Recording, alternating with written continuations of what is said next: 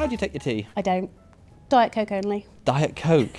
But you don't get enough sugar from the Diet Coke. No, but tea's just not for me. I'm not going to wait half an hour for it to cool down. I'm too impatient for that.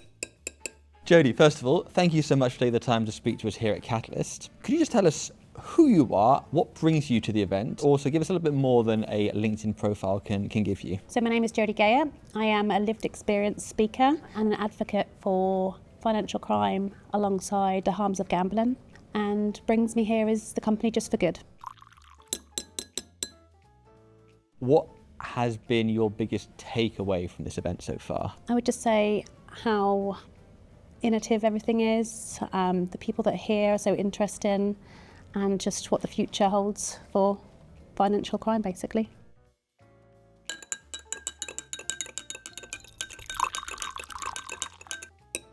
If you don't mind, just tell me in a kind of nutshell your story, because you've kind of gone from being on one side to the other. Yeah, unfortunately, I was a gambling addict at a very young age, turned to financial crime as I worked in banks and building societies and funded my addiction through fraud and theft. Went to prison, did my sentence, came out the other side and decided I wanted to do something positive and turn my negative past into a positive future. And that's what I'm trying to do now by talking about my experience, by helping big companies to, find flaws in their regulations and everything, and just to do good now because, whilst people do bad things, people aren't all born bad. We just, trauma and bad experiences could lead us on a bad path, and I want to change people's perception of people like me and do better for the future. And that's a really positive thing to do, because you can't change the past, but you can obviously move forward and move to the present.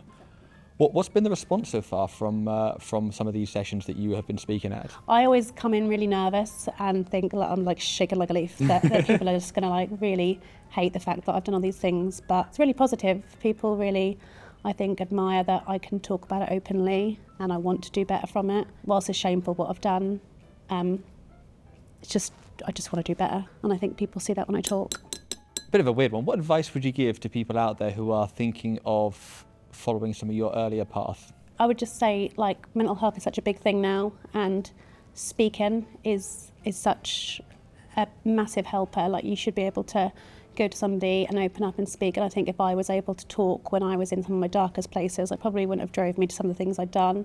Didn't want to admit that I had an addiction, so just kept it to myself and kept thinking it would get better and get better. So anyone that's struggling with, addiction that may lead them down a dark path, I would just, seek help as quick as you can. Don't let it get the better of you, because it will.